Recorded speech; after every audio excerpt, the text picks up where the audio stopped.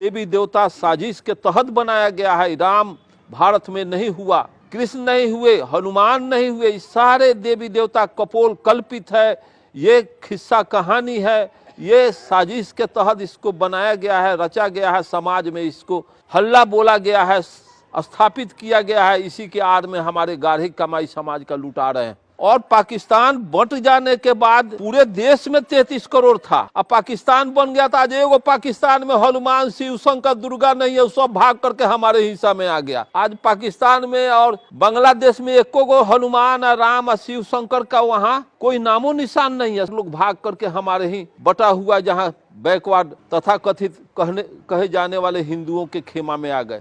तो भारत की भूमि में वहां भी तो तुम था, तो वहां क्यों नहीं रहा? कि हम आह भरते हैं तो हो जाते हैं बदनाम, और कोई कत्ल करता है तो चर्चा नहीं।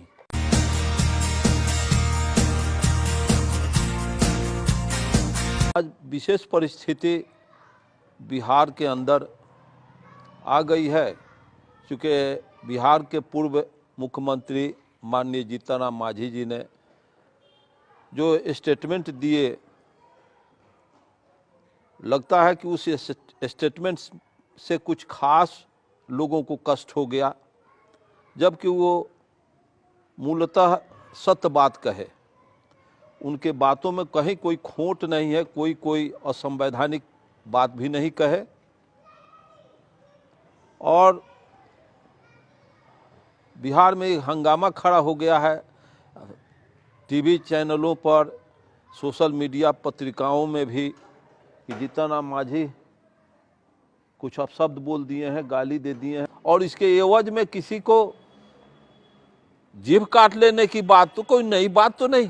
जीभ तो तुम आज जीतन राम मांझी को काटने का अगर कोई कहता है, पीढ़ी दर पीढ़ी से इनके रामायण मनु स्मृति सारे शास्त्रों में लिखा हुआ है कि शूद्र अगर विद्या का उच्चारण करे तो जीभ काट लो। ये बात है। दलित पिछड़ा अगर इनके वेद का उच्चारण कर दे, मनु स्मृति का उच्चारण कर दे, विद्या पढ़ ले तो जीभ काट लो। तो हमारे तो जीतन राम मांझी और कर्पूरी ठाकुर, जगदेव बाबू जैसे लोग तो हजारों के हजारों जीभ कटवा चुके हैं। कोई नई तो जीतन राम मांझी जी का ये जीभ काटने का ये कदम तो नहीं ये लोग उठा करके चर्चा किए। दूसरी बात की एक बात है, एक कहावत है कि हम आह भरते हैं तो हो जाते हैं बदनाम, और कोई कत्ल करता है तो चर्चा नहीं। इस शब्द का कितना मार्मिक इसका अर्थ आता है। ये पीढ़ी दर पीढ़ी से हमारे समाज के ऊपर ये जुर्म अत्याचार की है। इसका अगर सूद हम जोड़ना शुरू कर देते, इनको भारत की भूमि पर जगह रहने का नहीं होगा। भारत से इनको हो सकता है कि कहाँ जाना पड़े वो उनको सोचना होगा। 90% के साथ ये लोग जितना जुर्म किए हैं वो अभी हमारे समाज के लोग जगे नहीं हैं, और जिस दिन जग जाएंगे इनके अपमान का एहसास ही हो जाएंगे, कर लेंगे लोग। जो बाबा साहब अम्बेडकर कहे कि गुलाम को थोड़ा गुलामी के एहसास करा दो, सोए हुए को सिर्फ जगा दो, जिसको मैकूराम आईजी बराबर कहते थे कि हमारे समाज को इन ब्राह्मणवादियों ने, मनुवादियों ने मरे हुए पशुओं का मांस खाने और मरे हुए पशुओं का चाम उतारने का काम सिखा दिया। ये स्थिति आने वाली है, ये घबराने की बात नहीं है। जीतन राम मांझी का जो जीभ कटाएगा कि काटने वाला का क्या हश्र होगा, वो तो परिस्थिति बताएगी। वो बहुत मंथर गति से हमारा समाज जग रहा है। अगर गुणात्मक गति से जग जाए तो इसका रिजल्ट कुछ और होगा। और हमारे लोग बहुत दिनों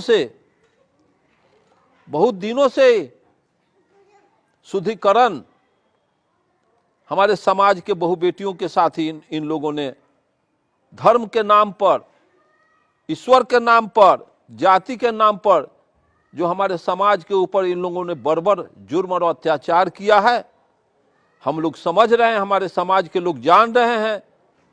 और इनके देवी देवता, अरे क्या कमाल का, इनके देवी देवता में कोई दम नहीं है, इनके देवी देवताओं में पुरुषार्थ नहीं है, इनके देवी देवताओं में ज्ञान नहीं है। जिस समय हम लोग बच्चे थे तो भारत का जनसंख्या 33 करोड़ था। पाकिस्तान उस नहीं बना हुआ था उस समय भारत का जनसंख्या 33 करोड़, और पाकिस्तान बंट जाने के बाद तो पूरे देश में 33 करोड़ था।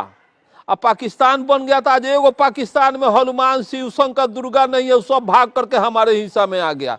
आज पाकिस्तान में और बांग्लादेश में एको गो हनुमान और राम और शिव शंकर का वहां कोई नामो निशान नहीं है। सब वहां का ये कायर लोग भाग करके हमारे ही बटा हुआ जहां बैकवर्ड तथा कथित कहे जाने वाले हिंदुओं के खेमा में आ गए। तो भारत की भूमि में वहां भी तो तुम था, तो वहां क्यों नहीं रहा? ये टोटल पुरुषार्थहीन इनके देवी देवता साजिश के तहत बनाया गया है। राम भारत में नहीं हुआ, कृष्ण नहीं हुए, हनुमान नहीं हुए, इस सारे देवी देवता कपोल कल्पित है। ये खिस्सा कहानी है, ये साजिश के तहत इसको बनाया गया है, रचा गया है। समाज में इसको हल्ला बोला गया है, स्थापित किया गया है। इसी के आड़ में हमारे गाढ़ी कमाई समाज का लुटा रहे हैं कि यही देवता तुम्हारा कल्याण करेगा, यही देवता तुम्हारा भाग्य निर्माता है। भाग्य निर्माता तो भारत का संविधान है, शिक्षा है, जिससे समाज का कल्याण होता है, विज्ञान से समाज का कल्याण होता है। देवी देवता पूजने से किसी का समाज का उद्धार और कल्याण नहीं हुआ आज तक। धर्म से किसी समाज का कल्याण नहीं हुआ। दुनिया में जहां जहां धर्म का आडंबर हुआ, उस दुनिया के दौर में क्या कौन देश है, इस देश की स्थिति देखिए, अब भारत देश की स्थिति देखिए। और जहां धर्म का कोई अस्तित्व नहीं है, धर्म का कोई महत्व नहीं है, उस देश की स्थिति देखिए। जैसे रूस सोवियत संघ के सारे गिरजाघरों में मकड़ा और छिपकली का राज बना हुआ है, सब बंद है, ताला बंद है। चीन में एक भी देवी देवताओं का, चीन में एक भी धर्म का कोई मान्यता नहीं है। जापान में कोई धर्म की मान्यता नहीं है। लेकिन चीन और जापान का और सोवियत संघ का देखिए, दुनिया का एक और सब दुनिया में बहुत से देश हैं जहां ईश्वर नाम का कोई चीज़ नहीं है और प्रकाष्ठा पर छू रहा है वो देश। ये स्थिति है। लेकिन ये कितना साजिश के तहत यहाँ 90% बैकवर्डों को, दलितों को, आदिवासियों को, पिछड़ों को इस तरह से ये धर्म के नाम में, जाति के नाम पर इतना गुमराह कर दिया, इतना बरगला दिया इन लोगों ने कि हम अपने ताकत को इस तरह से बांट दिए हुए हैं। हम ताकतों में हम असंगठित होकर के अपने ताकत को छीन भिन कर दिया, जिसका नतीजा आज भी हमारे समाज को भोगना पड़ रहा है। हमारे समाज के लोग आज भी उसी खाई में पड़े हुए हैं जहां 100 वर्ष पहले खाई में थे। आज भी वो कम होने के बाद भी हुकूमत कर रहे हैं। तो मैं ये आरएसएस को क्या दोष दूं, ब्राह्मणवाद का क्या मैं दोष दूं?